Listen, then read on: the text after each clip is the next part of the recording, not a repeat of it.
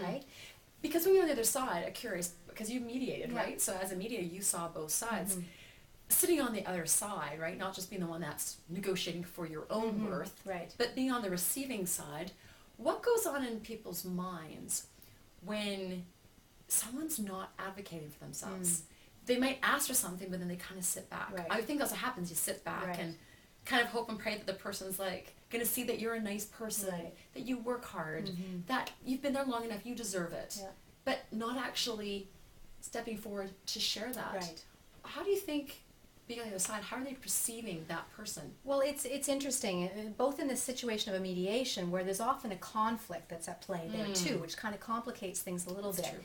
But if we also think about in the employer and prospective employment relationship, a couple of things can happen. One is that if the person is reticent and not willing to ask for what they want, generally speaking, what's happening on the other side is the other person is not then also then stepping in and saying, well, what is it that you'd like?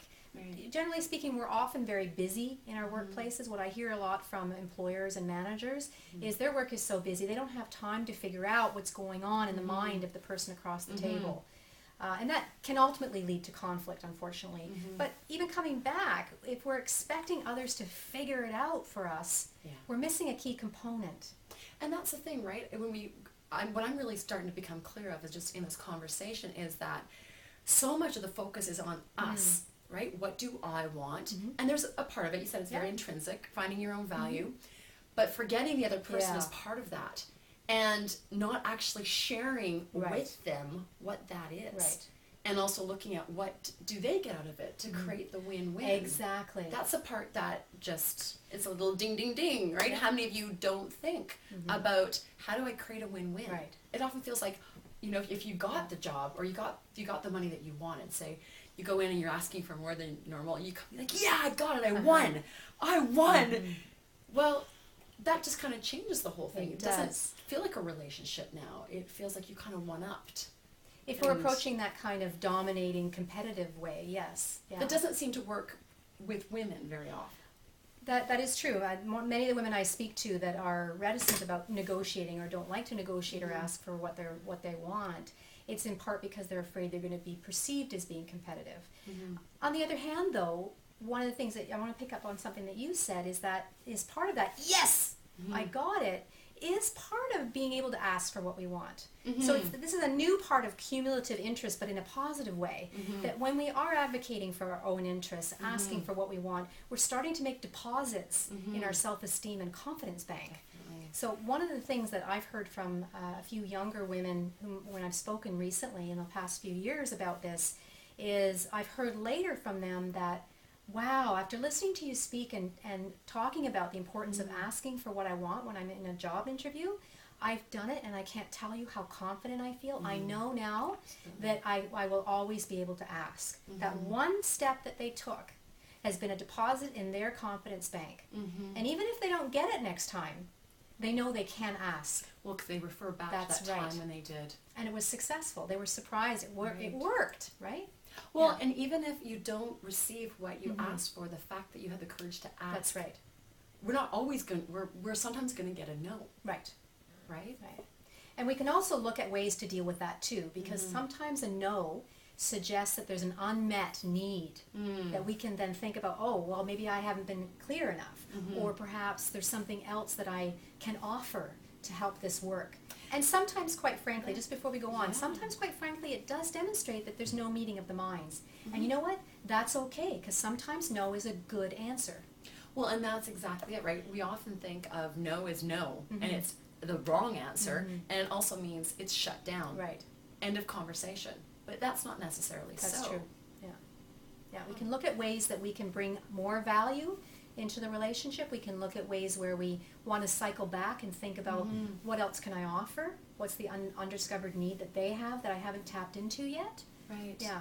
So, Carrie, how can people reach you? So if is it through, I know you're doing some speaking, you're doing different seminars, and you have a product coming out, That's right? right. It's Earn Your Worth, so it's a practical guide. That's right. To negotiating, and in particular with salary That's negotiation. right. Yeah. Yeah. So, And so how can people get a hold of you? Well, they can try me. I have my website, gallantsolutionsinc.com. I also have a specific website for women called theartofnegotiationforwomen.com. So both sites can have a way to reach me through there, or they can simply email me at carrie@gallantsolutionsinc.com. Wonderful. Well, I'll certainly put that on the blog so everyone knows how to do that. One last time, just a quick recap. 3 top things that someone right now watching this thinking, wow, I'm about to go into negotiation. Right. I'm about to go purchase a car. I'm about to go talk to my boss. Right. Or realizing that, you know what, you actually have gone through your own self-worth and know that I really deserve a raise. Right. Anything like that. So the 3 top things, again, that you can tell them to do. Well, the first one is do your homework. And that includes things like being very clear on what it is you want and why you want it. Right. And then also doing your homework about thinking about what is it that they will want out of this and what's important to them. So we're looking at it from the other side's perspective as well. So this is, again, the relationship. That's right. And also the win-win. That's right. Okay. And to explore that. And then also be thinking about, well, so we're clarifying, what's that place where if they were to offer me something less than this, it's not a good deal for me. So being willing to walk away. Find that point. Find that point. That's true. And actually really sticking with it, right? Well, being prepared to stick with it.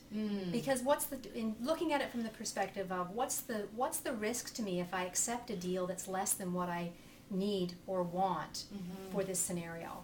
Because sometimes that can be a withdrawal from our confidence bank account. Sometimes it can be a literal withdrawal from our bank account, right? That's and true. an inappropriate one. That's true. So I'll be thinking about that. And then also getting ready to ask. Don't want to forget that we want to get ready to ask for what it is we want. And maybe rehearse it. And rehearse it. And that, again, rehearsal is perfect. And probably the best way to rehearse it is to actually attend one of your seminars, because it's interactive. And, I mean, we can negotiate with our dog and potentially our partner or a friend, but again, it's challenging to do that, right? Yeah. Well, certainly the workshops, some one-on-one coaching. I work with clients to, as I mentioned earlier, to help them understand what it is in negotiation that they want to master. I'll also work with clients on a fly if they've got a negotiation coming up that they want to get prepared for. So an hour or 2 can really help set someone up for a great success. Absolutely.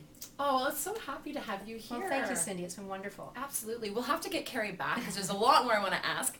But I know that you have things to go and you're busy. But do take home the fact that if you're looking to increase your self-worth, if you're looking to increase your actual worth and take-home earnings, then contact Carrie, and she'll certainly be the one to help you out.